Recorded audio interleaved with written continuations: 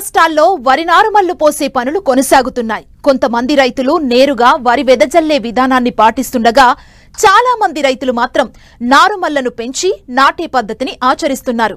ప్రస్తుతం చాలా ప్రాంతాల్లో రైతులు నార్లు పోసుకున్నారు.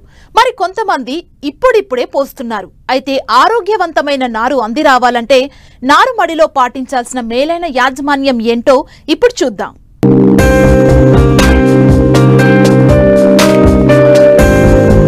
తెలుగు రాష్ట్రాల్లో వరి ప్రధాన పంట. దీనిని పలు వాతావరణ పరిస్థితులలో రైతులు సాగు చేస్తున్నారు. ప్రస్తుతం ఖరీఫ్ వరి సాగుకు రైతులు సిద్ధమయ్యారు. సాగునీటి వసతి ఉన్న రైతులు ఇప్పటికే చాలా వరకు వరి నారుమళ్లు పోసుకున్నారు. మంచి వర్షాల కోసం మిగతా రైతులు ఎదురు చూస్తున్నారు. అయితే నారు ఆరోగ్యంగా పెరిగి 25 నుండి 30 రోజుల్లో నాటుకు అందిరావాలంటే మేలైన యాజమాన్యం తప్పనిసరి అని సూచిస్తున్నారు కరీంనగర్ జిల్లా జమ్మికుంట కృషి విజ్ఞాన కేంద్రం శాస్త్రవేత్త విజయ. ప్రస్తుతం కనుక చూసుకున్నట్లయితే మన తెలంగాణలో ప్రధానంగా సాగు చేసే ఆహార ధాన్య పంట వరి పంటలో కనుక చూసుకున్నట్లయితే ప్రస్తుతం రైతులు కొన్ని చోట్ల నీటి వసతి ఆధారంగా నార్లు పోసుకోవడం జరిగింది. మరి కొన్ని చోట్ల రైతులు వర్షాల కోసం ఎదురు చూస్తున్నారు. ఈ వర్షాలు వచ్చిన వెంటనే నార్లు పోసుకోవడానికి సిద్ధంగా ఉన్నారు. అయితే మనము ఇప్పుడున్న పరిస్థితులలో ఈ నారుమడిని తయారు చేసుకోవడానికి కొన్ని జాగ్రత్తలు కనుక చూసుకున్నట్లయితే సాధారణంగా ఒక ఎకరంలో మనము వరి నాటు వేసుకోవడానికి 2 గుంటల నారుమడి సరిపోతుంది. ఈ 2 గుంటల నారుమడిలో మనము ఒక 2 వారాల ముందుగా నారుమడి తయారు చేసుకోవడానికి ఒక 2 వారాల ముందుగా ఒక 2 క్వింటాల పశువుల ఎరువును చల్లి దానికి నీళ్లు పెట్టి మనము మాగిన తర్వాత ఒక 2 వారాల తర్వాత చల్లిన 2 వారాల తర్వాత మనము కలియ దున్నాలి. దున్నిన వెంటనే మనము సాధారణంగా 2 గుంటల నారుమడిలో నీళ్లు ఎక్కువైన నీళ్లు పోవడానికి కాలువలను ఏర్పాటు చేసుకొని ఈ మొలకెత్తిన వడ్లు చల్లడానికి అనుగుణంగా బెడ్లు తయారు చేసుకోవాలి. అయితే ఈ 2 గుంటల నారుమడిలో సాధారణంగా మనకు ఒక ఎకరానికి కనుక చూసుకున్నట్లయితే సన్న రకాలకైతేనేమో 20 కిలోల విత్తనము, దొడ్డు రకాలకైతేనేమో 25 కిలోల విత్తనం సరిపోతుంది. ఈ విత్తనాన్ని మనం ఎంపిక చేసుకున్న విత్తనాన్ని ఒక 24 గంటలు నానబెట్టి మండే కట్టి ముక్కు పైలిన తర్వాత ఈ మొలకెత్తిన విత్తనాలను మనం బెడ్ల పైన పలుచగా చల్లుకున్నట్లయితే మనకు నారు బాగా పెరగడానికి అవకాశం ఉంటుంది.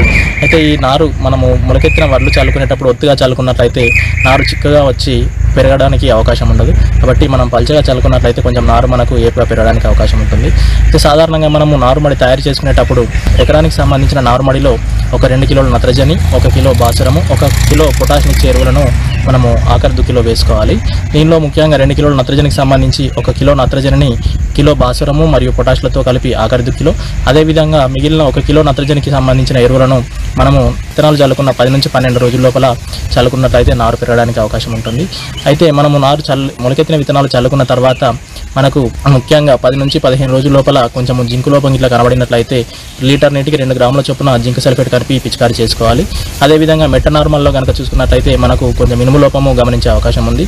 ఇనుము లోపం గమనించినప్పుడు మనకు ఆకులు తెలుపు రంగుకు వచ్చే అవకాశం ఉంది. ఇటువంటి పరిస్థితులలో లీటర్ నీటికి 0.5 గ్రాముల ఐరన్ సల్ఫేట్ను, అదేవిధంగా 1 గ్రాము ఉప్పును కలిపి పిచికారీ చేసుకున్నట్లయితే ఇనుము లోపాన్ని అధిగమించడానికి అవకాశం ఉంటుంది. దానితో పాటు సాధారణంగా మనకు నార్మడిలో కనుక చూసుకున్నట్లయితే 10 నుంచి 15 రోజుల మధ్య లోపల మనకు చిన్న చిన్న కలుపు మొక్కలు కూడా వచ్చే అవకాశం ఉంది. సాధారణంగా నార్మడిలో అన్ని రకాల కలుపును నివారించుకోవడానికి మనము 1 లీటర్ నీటికి 1.5 మిల్లీలీటర్ల బిస్పైరిబ్యాక్ సోడియంను కలిపి పిచికారీ చేసుకున్నట్లయితే నార్మడిలో వచ్చే అన్ని రకాల కలుపు నిర్మూలించుకోవడానికి అవకాశం ఉంటుంది. ఒకవేళ ఉదా కానీ తుంగజాతి గడ్డి కానీ ఒడిపిల్ లాంటి గడ్డి మొక్కలు కనుక మనం గమనించినప్పుడు లీటర్ నీటికి 1.5 గ్రాముల సహలోపా బ్రుటైల్ను కలిపి పిచికారీ చేసుకున్నట్లయితే ఇటువంటి ఒడిపిలి వంటి గడ్డిని నివారించుకోవడానికి అవకాశం ఉంటుంది.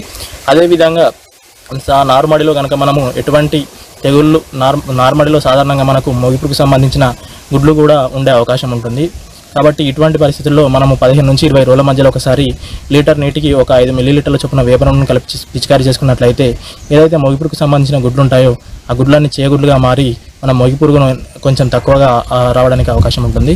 అదేవిధంగా నారు పీకే ఒక వారం రోజుల ముందుగా 1 ఎకరాకు సరిపడా నారుమడిలో ఒక 800 గ్రాముల 3G గుళికలను కనుక చల్లుకున్నట్లయితే మనము నాటు వేసుకున్న తర్వాత మొగిపురుగు అనేది తక్కువగా ఆశించడానికి అవకాశం ఉంటుంది. కాబట్టి చిన్నగా ఇటువంటి సూచనలు కనుక పాటించినట్లయితే మనము కొంచెం నారును ఏపుగా పెంచుకొని ప్రధాన పొలంలో నాటుకోవడానికి అవకాశం ఉంటుంది.